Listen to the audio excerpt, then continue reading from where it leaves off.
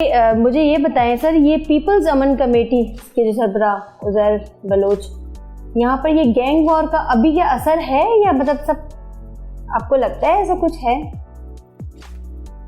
دیکھیے، gang war جنہوں نے بنایا تھا وہ دفن ہو گیا ہے. اب یہی ایریا آپ اس طرح شہید محترمہ بینظیر بھٹو صاحبہ یہ جو ہاؤس بیٹھے ہوئے، اس سے تھوڑے 8-10 گھر چھوڑ کے عزیر کا گھر ہے یہاں پہ، اسی روڈ کے اوپر ولی محمد حسن علی روڈ کے اوپر. یہاں پر آپ نے کوئی گینگ وار دیکھا؟ ہمیں بدنام کیا. اب یہاں پر تو 30-35 لاکھ کی آبادی آپ کہہ سکتے ہیں لیاری کی، ساؤتھ کی. یہاں پر اگر کچھ اس میں ہر طرف یہ کچھ نہ کچھ آپ دیکھتے ہیں بڑے شہروں میں اگر کوئی ایک دو کوئی ایسی خرابی ہو جاتی ہے، آپ تو پورا اس ایریے کو تو مورد الزام تو نہیں لگا سکتے. یہ ایک بلوچ کرائم کی طرف تو ایک عیب سمجھتے ہیں. یہ تو آپ جو پہلے ایک زمانے میں کراچی گینگ وار تھا، جو میں آپ کو آپ سمجھ گئی کہ میں کن کیا بتا رہا ہوں، انہوں نے یہ نام لقب دیا ہے. ابھی اگر ایک بلوچ ہے،